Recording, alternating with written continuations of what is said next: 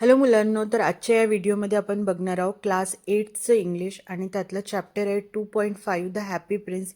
या चॅप्टरचे margin questions आपण या व्हिडिओमध्ये डिस्कस करणार आहोत. तर फर्स्ट क्वेश्चन आहे, why did people admire the statue.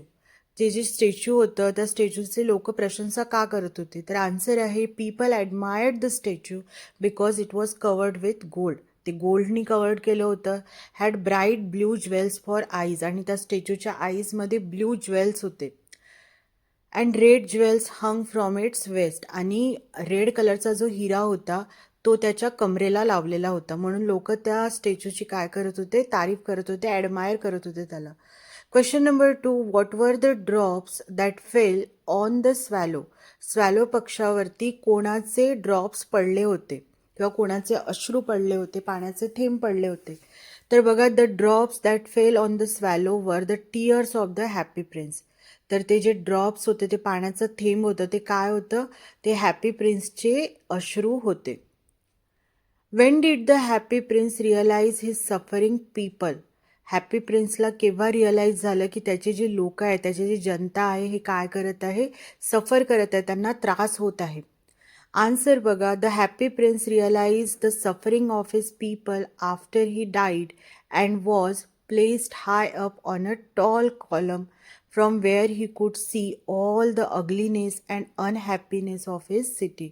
जेव्हा प्रिन्स मरतो, प्रिन्स मेल्यानंतर त्याचा जो स्टॅच्यू आहे तो एका उंच जागेवर ठेवला जातो, जिथून त्याला पूर्ण शहराची काय बघायला भेटते? अग्लीनेस, म्हणजे किती खराब परिस्थिती झालेली होती आणि किती अनहॅपीनेस त्याच्या सिटीमध्ये पसरलेलं होतं, हे त्याला तिथून वरतून बघायला भेटतं. त्यामुळे ह्या गोष्टी त्याला समजल्या जाते.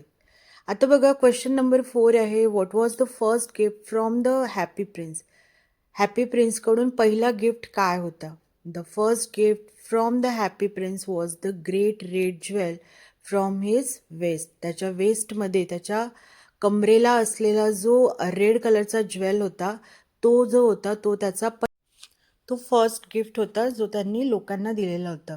सेकंड क्वेश्चन आहे, क्वेश्चन नंबर 5 आहे बघा, why was the mother force to ignore her ailing son. एका आईचा जो मुलगा रडत होता किंवा ओरडत होता, त्याला का म्हणून त्याच्या आईने इग्नोर केलं होतं? कुठली गोष्ट तिला फोर्स करत होती की त्याला ती इग्नोर करेल?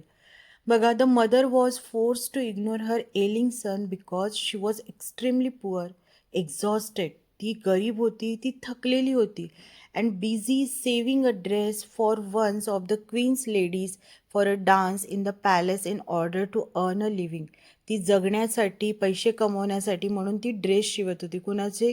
जे क्वीन्सच्या लेडीज होते, ज्या डान्स करणार होत्या, त्यांचं ती ड्रेस शिवण्यामध्ये बिझी होती. आणि या गोष्टीमुळे तिने तिच्या मुलाला काय केलं होतं? इग्नोर केलं होतं. Why had the swallow felt warm.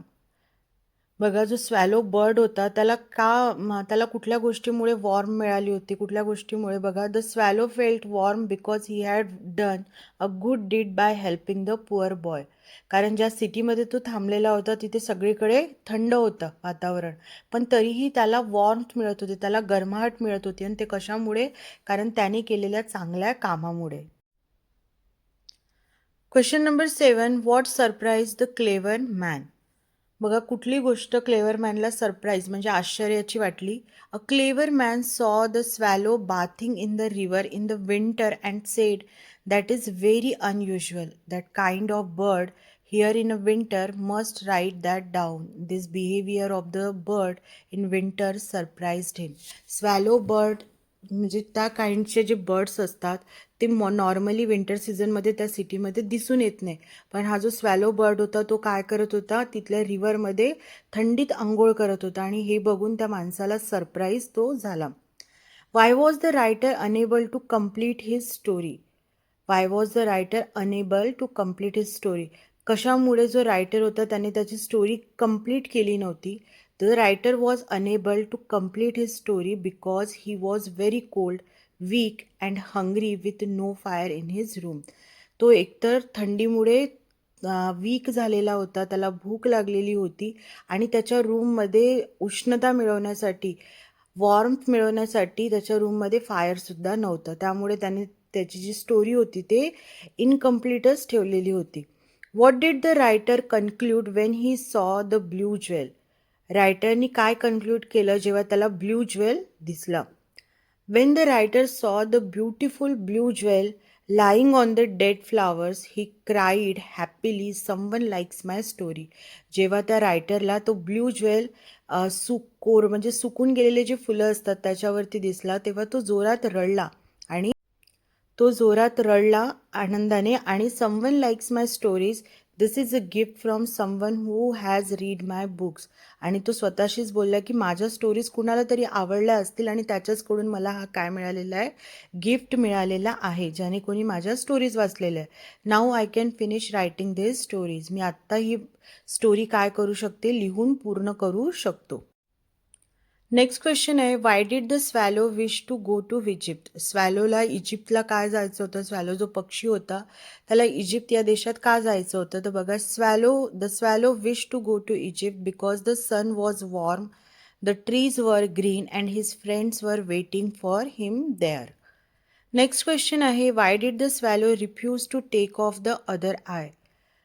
जो स्वॅलो बर्ड होता त्याने का नकार दिला की जो हॅपी प्रिन्सचा दुसरा जो डोळा होता त्याने एक डोळा ऑलरेडी दिला होता, जो सेकंड आईज होता तो डोळा काढण्यासाठी किंवा घेऊन जाण्यासाठी त्याने का नकार दिला? तर बघा, the swallow refuse to take off the other eye because the prince would then become completely blind and unable to see. जर त्याने दुसरा डोळा पण घेतला असता तर तो जो प्रिन्स होता तो दोन्ही डोळ्यांनी काय झाला असता, अंध झाला असता आणि तो दुसऱ्या गोष्टी बघू शकला नसता, ब्लाइंड झाला असता तो टोटली. म्हणून त्याने काय केलं होतं, रिफ्यूज केलं होतं, नकार दिला होता. Question number 12, what suffering did the swallow discover and report to the happy prince? स्वॅलोनी कुठल्या गोष्टी शोधल्या होत्या आणि त्याने काय रिपोर्ट केलं होतं हॅपी प्रिन्सला ते सांगायचं आपल्याला. The swallow discovered that poor people were sitting at the gates, hungry children had white faces with sad eyes in the dark streets, and 2 little boys were lying close together under a bridge to keep warm and shouting because they were hungry. तर त्याने बघितलं होतं की गेट्सवरती गरीब लोक जे आहेत ते तिथे बसलेले आहेत, काही मुलं आहेत ज्यांना खूप भूक लागलेली, हंग्री मुलं होते, त्यांचे फेसेस जे आहे ते वाईट पडून गेले होते कारण ते थंडी तितकी होती, त्यांच्या डोळ्यामध्ये फार जास्त निराशा दिसत होती आणि ते रोडवरती बसलेले होते. त्याचप्रमाणे जे 2 मुलं आहेत ते सुद्धा रोडवरती झोपलेले आहेत. Question number 13 student, in what state did the important man in the city find the statue? शहरातील जो महत्त्वाचा व्यक्ती होता त्याला जो पुतळा आहे तो कोणत्या कंडिशनमध्ये दिसून आला? तर आन्सर आहे बघा, the important man found that the statue did not look bright, the red stone had disappeared, its eyes were gone, it was not golden and it looked like a beggar. तो जो statue होता त्याचे डोळे जे होते ते blue, त्याच्यामध्ये jewels होते ते पण आता राहिलेले नव्हते. परत जो रेड ज्वेल्स होता त्याच्या वेस्टकडे तो सुद्धा नव्हता आणि त्याच्या जो स्टॅच्यूवरती जो गोल्डन कलरचं जे हे होतं कवर होतं ते सुद्धा आता राहिलेलं नव्हतं आणि तो जो स्टॅच्यू आहे तो बेगरच्या स्टॅच्यूसारखा दिसत होता, म्हणजे एखाद्या भिकाऱ्याच्या स्टॅच्यूसारखा तो आता दिसत होता. Question number 14, what do you think was the part of statue which did not melt? तुम्हाला काय वाटतं की स्टॅच्यूमधला कुठला पार्ट जो होता तो मेल्ट झालेला नाही? तर आन्सर आहे, the broken metal heart of the statue did not melt in the furnace and stayed hard. जो त्याचा हार्ट होता तो कशाने बनला होता? तो पाऱ्याने बनला होता, तर मेटलनी बनलेला होता आणि त्यामुळे तो मेल्ट झाला नाही फर्नेसमध्ये, त्या भट्टीमध्ये, आणि तो तसाच राहिला. Question number 15, why did the servants of God take and broken heart and the dead bird to God?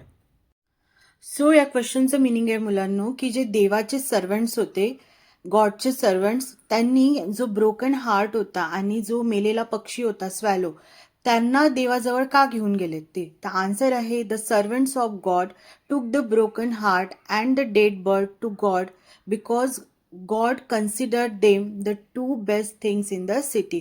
म्हणजे ह्या 2 गोष्टी त्या सिटीमधल्या सर्वोत्तम गोष्टी होत्या म्हणून देवाने त्यांना त्यांच्याजवळ घेऊन घेतलं होतं.